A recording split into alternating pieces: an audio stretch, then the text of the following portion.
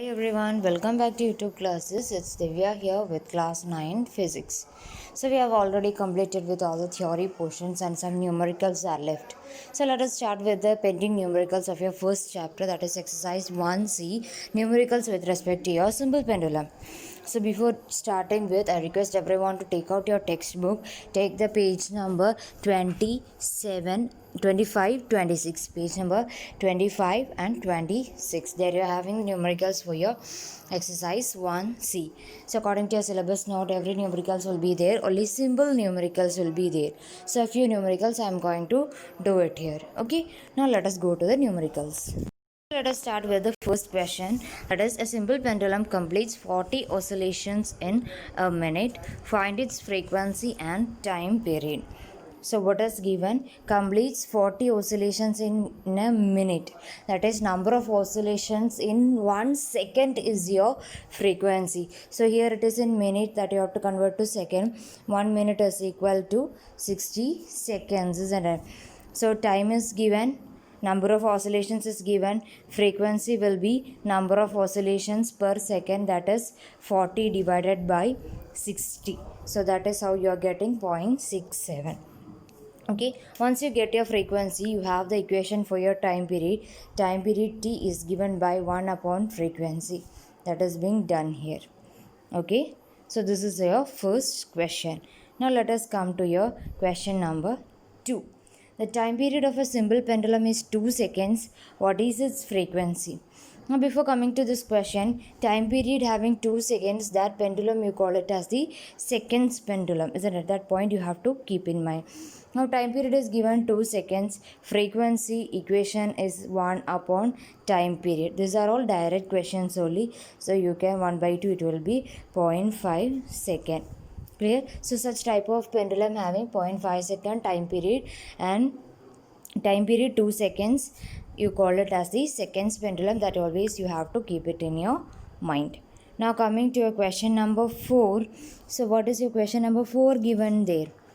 Question number 4 is, find the length of a seconds pendulum at a place where g is equal to 10 meter per second square.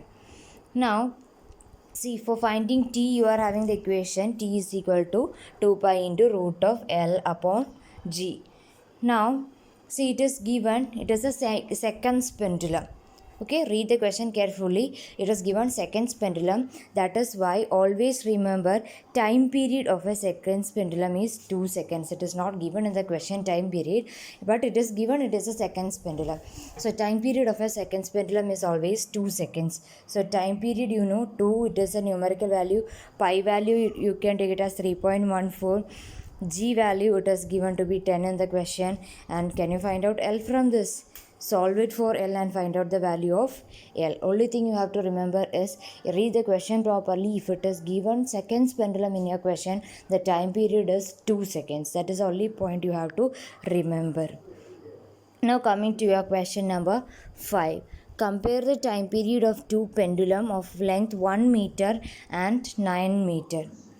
Okay, now what you have to do, you have to take, see, two length you are having. So let it be L1 is equal to 1 meter, L2 is equal to 9 meter. So therefore each length you will be getting two time period. General equation for your time period is going to be t is equal to 2 pi into root of L upon g, isn't it? So since your comparison questions, I told you always you're going to take the ratio of whatever quantity is being asked. So T1 will be here, instead of length it will be 1 upon g, isn't it? Similarly, you are going to write what is T2, that is 2 pi into root of L upon g. Here L is going to be 9. So that is how you are getting these two equations. Now just take the ratio. G and G will get cancelled. Remaining, when you solve it, you will get T1 by T2 is equal to square root of 1 by 9. Square root of 1 is going to be 1 itself. Square root of 9 is going to be 3. That is T1 by T2, you are going to get it as 1 by 3, or the ratio of comparison, the ratio of two pendulums will be 1:3. Got it? Now you are having question number 7.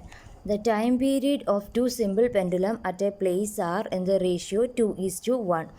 what will be the ratio of their length?